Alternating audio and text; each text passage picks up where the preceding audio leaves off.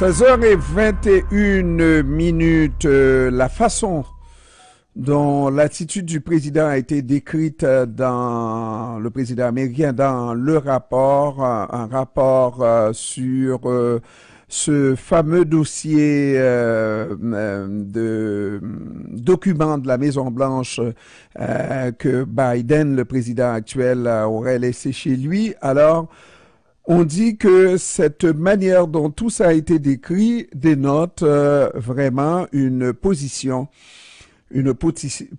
partisane. On espère vous en parler un petit peu plus tard. Mais pour tout de suite, mesdames, messieurs, on va se diriger du côté du téléphone pour parler à Jenny Laure Sully, organisatrice communautaire et coordonnatrice à concertation des luttes contre l'exploitation sexuelle. Et puisque Madame Jenny Laure en a beaucoup sur le cœur à nous dire, on va permettre à Jenny Sully Laure, ou Laure Sully, organisatrice communautaire, à nous en parler un tout petit peu. Bon après-midi, Madame Jenny Laure Sully. Bon après-midi. Comment ça va? Ça va. À part le fait qu'il y a un article dans le Journal de Montréal que j'ai trouvé vraiment irritant et faux. Irritant et faux. Bon, alors, naturellement, on ne serait pas à un premier article dans le Journal de Montréal qui irrite et qui fausse, n'est-ce pas? Mais nous, on est là pour parler de la situation des migrantes qui décident, surtout des gens qui n'ont pas de résidence au moment où on se parle, qui décideraient de pratiquer le plus vieux métier du monde. Il s'agit de la prostitution et au Canada, c'est non, hein? En fait, l'article parle du fait que dans les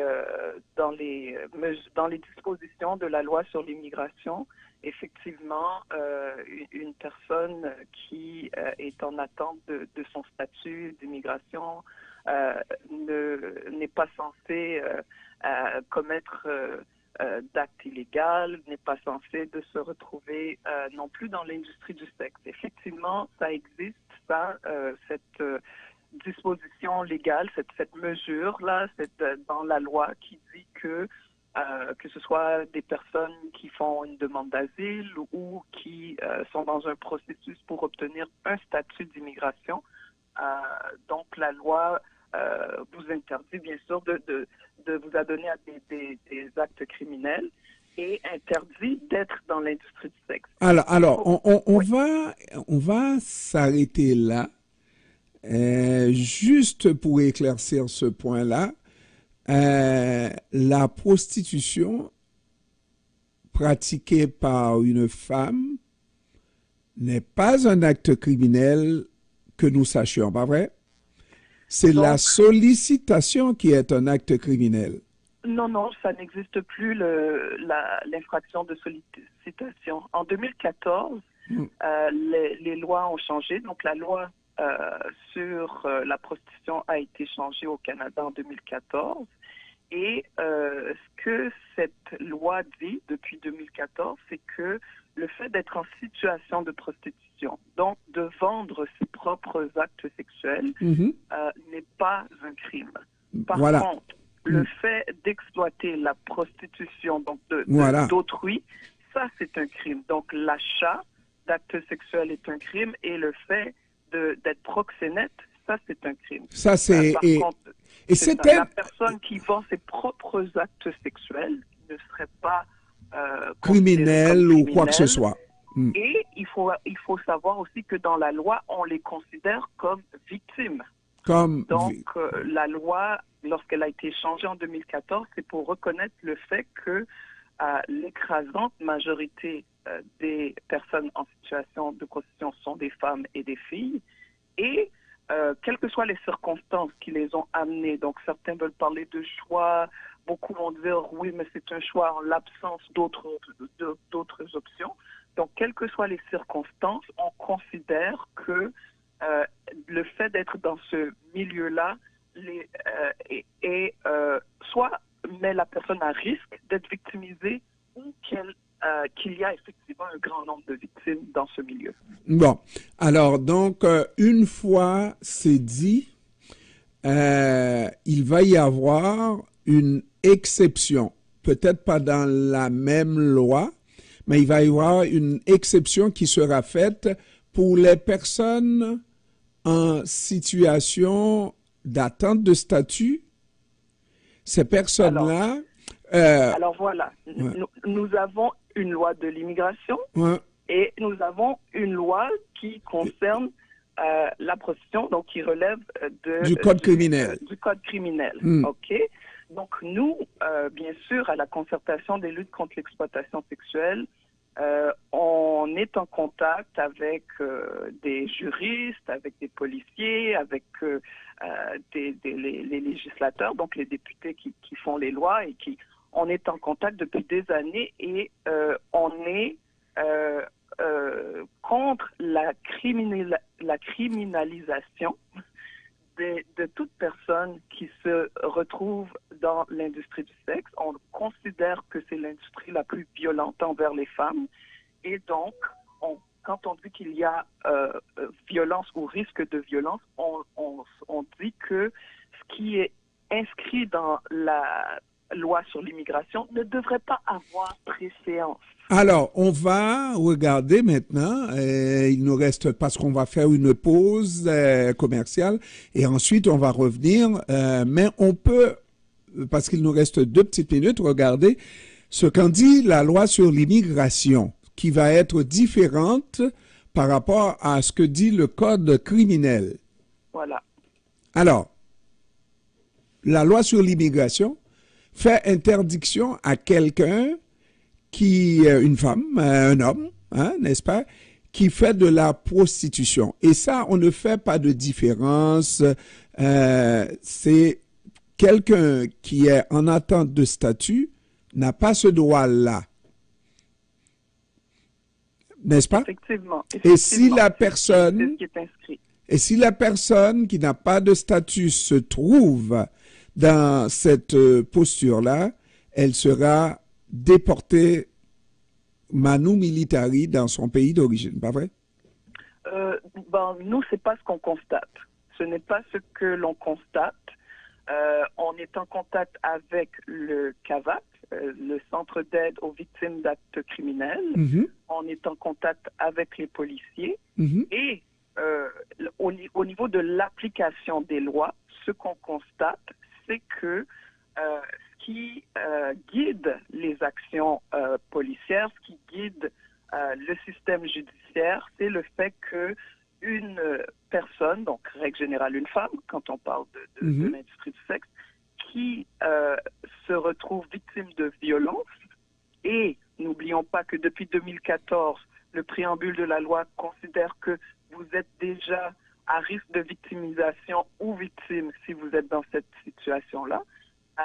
Donc, une personne victime de violence, elle doit être, une femme victime de violence doit être protégée. Et le fait de déporter dans des cas de violence envers les femmes, ça serait une violence supplémentaire. Alors, ça, donc, nous, on ne constate pas. Ça fait des années que je suis en accompagnement de femmes qui demandent le statut. J'ai été avec elles à la commission pour le statut de réfugié. Je n'ai pas constaté de tels cas. Dans l'article du Journal de Montréal, on nous parle de cas à Vancouver. Anecdotique, je ne sais pas s'ils ont des chiffres réels là-dessus, mais moi, ce que j'ai constaté depuis des années dans l'application de la loi,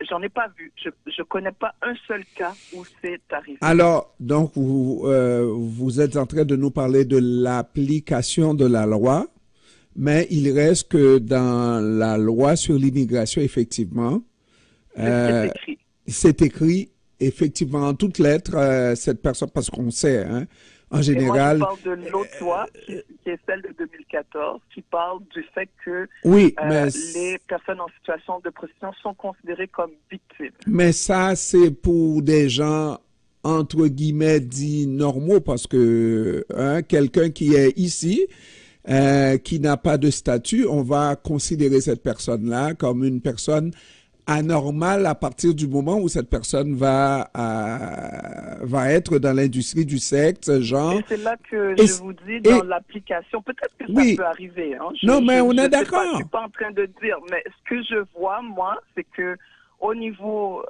du centre d'aide aux victimes d'actes criminels, au niveau de nous, ce qu'on dit aux policiers quand on est dans l'accompagnement dans le système judiciaire avec des femmes qui ont pas de statut ou ce qu'on appelle le statut précaire, c'est-à-dire qu'elles sont en attente, ce qu'on voit, c'est qu'il y a ce souci de considérer les violences, y compris les violences sexuelles qu'elles ont subies, donc, quel que soit le statut. Alors, on va faire la pause et revenir exactement sur ce point-là, et pour pouvoir faire la distinction, justement, entre un cas de violence sexuelle, et un cas de prostitution libre, quelqu'un qui n'aurait pas de papier et qui s'adonnerait à faire de la prostitution. On va voir ça après la pause. Sully, restez là avec nous, restez là. CPAM, 24 heures par jour, 7 jours sur 7. Une équipe de professionnels et de passionnés de la radio vous apporte le monde entier chez vous. Information, éducation, récréation, CJWI plus près de vous. Depuis Montréal, radiounion.com, la voix des communautés culturelles au Québec. CPAM. Maison AM.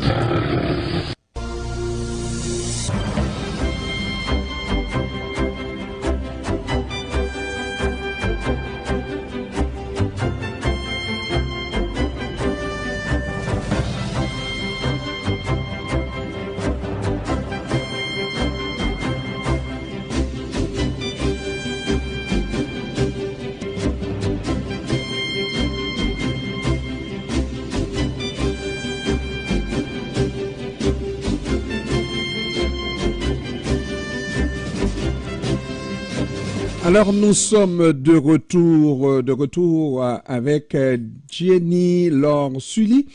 Elle est organisatrice communautaire et coordonnatrice à Concertation des luttes contre l'exploitation sexuelle. Alors, Jenny Laure, avant d'aller à la pause, on parlait justement de cette nuance qu'il a lieu de faire par rapport à quelqu'un, même si la personne n'a pas de papier, c'est une personne en attente de statut qui est battue, donc ce serait de la violence physique, qui est exploitée sexuellement. On a la preuve. Ce n'est pas vrai qu'on va déporter cette personne-là immédiatement ou qu'on va la déporter au contraire. Par contre, si cette personne-là, sans visa et sans statut, se range sur la 7-4 avec des talons hauts, etc., une personne qui s'expose à se faire expulser. On s'entend? Théoriquement, c'est effectivement ce qui pourrait arriver si on se fie à la loi. Ce risque-là, je ne peux pas dire qu'il n'existe pas. C'est effectivement ce qui était écrit dans la loi. Ce que je dis, c'est que nous, on milite pour que dans l'application de la loi, que les policiers tiennent compte du fait que même s'il n'y a pas de violence physique visible, même si on ne connaît pas nécessairement les circonstances là, c'est pas une question de quelles sont les circonstances qui l'ont amené là. Nous, on dit que dans l'application, ça ne devrait pas être. Donc, au niveau des lois, effectivement, idéalement, il faudrait enlever cette disposition-là dans la loi sur l'immigration. Pour l'instant, nous, on n'a pas eu de cas à Montréal, on n'en a pas entendu parler. En attendant, vous êtes enfin, dans la ligne depuis un petit bout de temps, depuis sinon longtemps, n'est-ce pas? Et vous connaissez les deux lois et la possibilité que quelqu'un comme ça se fasse expulser du pays. Et si quelqu'un vous demande conseil, vous auriez tendance, j'imagine, à lui dire de faire attention parce que le risque est là et beaucoup plus grand. Ben, en fait, l'industrie du sexe, c'est l'industrie la plus violente envers les femmes, à la base. Donc, de façon générale, quelqu'un qui me demanderait conseil pour savoir si ça serait une bonne façon de faire de l'argent, à la base, je dirais de faire attention. Quelle que soit la situation, statut, pas statut, ça serait ma réponse, en fait. Parce que je crois que c'est une industrie qu'il faut absolument empêcher de laisser prendre de l'expansion et éventuellement abolir. Donc, ça, c'est une chose. Et ensuite, pour ce qui est de, la personne sans statut qui me pose cette question-là, effectivement, ça serait de l'informer de ce risque-là, étant donné ce qui était inscrit dans la loi sur l'immigration. Et dans le cas où il y aurait eu interpellation, tout ça, nous, en tant qu'organisme, on irait faire des représentations auprès des députés, on irait parler avec les policiers pour empêcher une telle chose, si on était mis au courant qu'il y avait arrestation dans un tel cas, parce qu'on juge que ça serait une violence supplémentaire, en plus de, même si encore une fois il n'y a pas de violence physique, mais on dit qu'en plus d'avoir été dans cette industrie violente, on ne peut pas en plus déporter les personnes. On doit s'assurer qu'elles ont toutes les options possibles, tous les services sociaux nécessaires, et souvent il y a toutes sortes de circonstances, la pauvreté, le fait de ne pas pouvoir nourrir son enfant, la violence économique aussi est à considérer. Donc on considère qu'on ne peut pas déporter des gens dans ces situations-là par souci d'humanité, tout simplement. Oui, absolument, on est d'accord sans aucun problème. Et puis, je trouve ça, ces jours-ci, je répète souvent que tout est de la faute du migrant ou de l'immigrant ici. Pour des femmes qui travaillent au salaire minimum, qui sont en attente de statut ou mais qui ont un permis de travailler, qui ne peuvent pas envoyer leurs enfants à la garderie subventionnée, ça c'est encore un exemple, on dirait, n'est-ce pas? Que effectivement on a tendance à dire tout ce qui va mal, c'est à cause des migrants, parce que il faut trouver un bouc émissaire.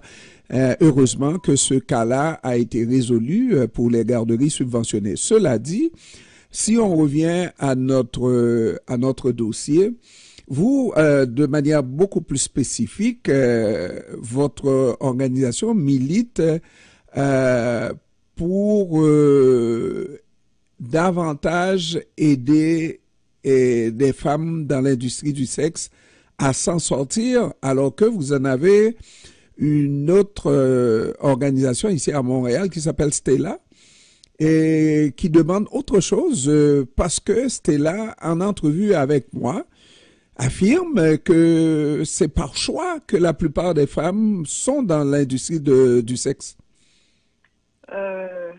Je connais effectivement leur position et je trouve que c'est un débat stérile de savoir si c'est par choix ou si ce n'est pas par choix.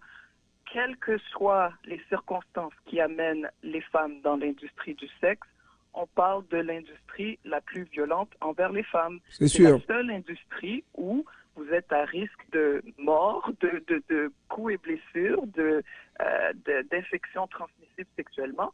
Les statistiques démontrent que les statistiques sur plus de 10 ans là, qui ont été faites, il y a une recherche qui a été faite au niveau du gouvernement fédéral, quand on fait des recherches sur les morts dans l'industrie du sexe, eh bien, on constate que dans 85% des cas, ce sont les clients qui ont tué des femmes en situation de prostitution.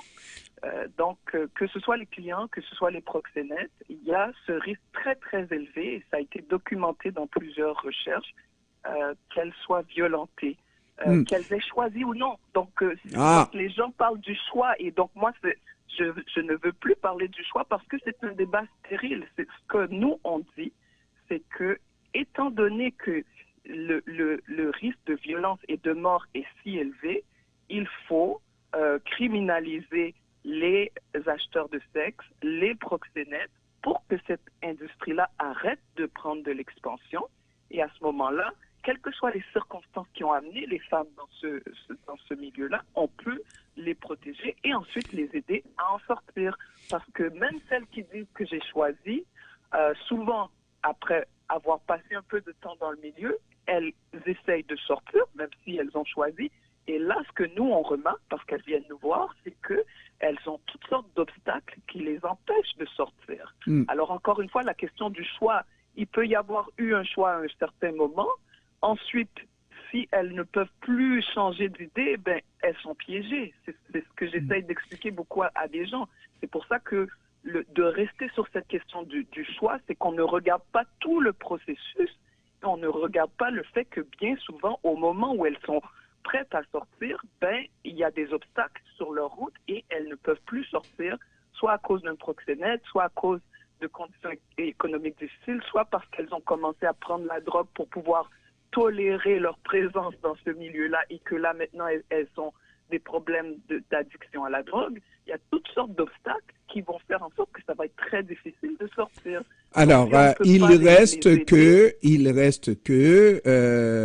Madame Laure Sully, que lorsque nous espérons qu'un jour ce travail-là n'existera plus parce qu'il n'y aura plus de demande pour le sexe, nous rêvons peut-être les yeux ouverts parce que c'est le plus vieux métier du monde et ça ne changera pas. Du monde. Non, désolé, je dois vous interrompre. Le plus vieux métier du monde, c'est sage-femme.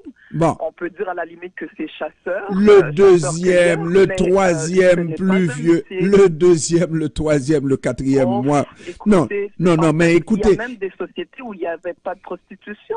Quand on parle aux femmes autochtones, elles nous disent que c'est avec la colonisation, avec les conflits avec les colonisateurs que la prostitution est arrivée. Mais, il y a beaucoup de femmes mais sérieusement, qui nous disent cela. Sérieusement, vous pensez qu'un jour, il y aura plus de sollicitations pour le sexe? Et que... En fait, moi, oui? Ça, c'est même pas important comme mais c'est important. Savoir si oui ou non. Ce qui est important, c'est d'empêcher l'expansion de cette industrie. Moi, je vous parle d'un système. Il y a en place un système qui est lié au crime organisé, qui est lié à la mafia, qui est lié à des gens qui font de l'évasion fiscale, qui ont des compagnies à numéros et qui sont dans des lieux comme des bars de danseuses qui prétendent que c'est que de la danse ou dans des lieux comme des salons de massage qui prétendent que c'est juste du massage alors que tout le monde sait que c'est de la prostitution et que ce n'est qu'une façade. Mais la fille qui est sur Sainte-Catherine, Sully-Laure, la fille qui est sur Sainte-Catherine, là, n'est pas dans tout ça, là. C'est une fille qui décide qu'elle ne va, dans certains cas, parce qu'aujourd'hui, plus précisément, vous pouvez chiffrer. Plus précisément, mais celles qui nous disent qu'elles sont là par choix, il faut les respecter, il ne faut pas les infantiliser là. C'est ce que la loi actuelle fait, c'est ce que la loi de 2014 fait. La loi de 2014 dit, vous n'êtes pas criminalisé si vous vendez vos propres actes sexuels. Donc, d'un point de vue de la femme individuellement, il n'y a pas de problème. Et c'est là que je vous dis, moi, ce n'est pas contre cette femme individuellement qui dit « je veux pas qu'on m'arrête ». Moi, ce que je constate, c'est que depuis 2014, les arrestations de ces femmes-là ont drastiquement chuté. Donc, ce qu'il faut faire, c'est s'en prendre au système. Donc, les proxénètes et les clients acheteurs qui font en sorte que les proxénètes et tout le crime organisé qui gravite autour de ce système-là peuvent violenter les femmes et les filles. Sully-Laure, si vous écoutez parler, vous pourriez même dire que, parce que vous avez dit que c'est un système, tout un système, mais notre code criminel qui a changé aussi fait partie du système. Et est-ce qu'il ne faudrait pas, au contraire, être très sévère vis-à-vis de non seulement celles qui vendent leur corps, mais aussi ceux qui les achètent, n'est-ce pas, ces corps-là, hein? Alors, En fait, pour il y dire a, que, des modèles qui démontrent. pour dire qu'il n'y a pas de tolérance, c'est tolérance zéro, et c'est comme ça qu'on pourrait mettre un terme à la prostitution, parce que prostitution, En fait, c'est offre et demande, n'est-ce pas? c'est la demande qui détermine l'offre. Et ce qu'on constate dans les pays où on a le modèle qui a été appliqué, c'est-à-dire décriminalisation des personnes prostituées et criminalisation des clients et proxénètes, comme en Suède, comme en Islande, comme en Norvège, comme en France, ce qu'on constate dans ces pays-là, c'est que effectivement, les proxénètes finissent par aller ailleurs, comme aux Pays-Bas ou en Allemagne, où c'est Et donc, dans ces totalement pays-là, légal, il y a plus de prostitution.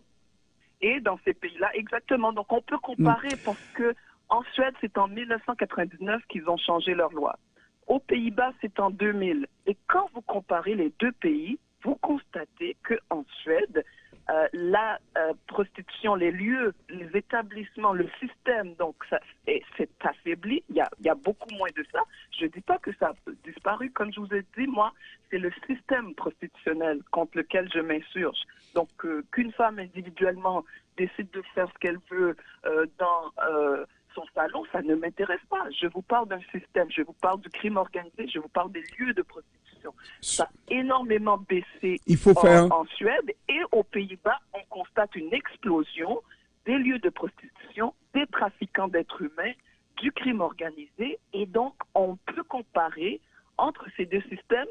L'un qui a pris une direction en 1999, la Suède, qui est beaucoup plus en faveur de la protection des femmes et des filles, et l'autre, en 2000, aux Pays-Bas, qui a pris une direction qui est en faveur des proxénètes et des prostitueurs. Jenny Sully-Laure, organisatrice communautaire et coordonnatrice à concertation des luttes contre l'exploitation sexuelle.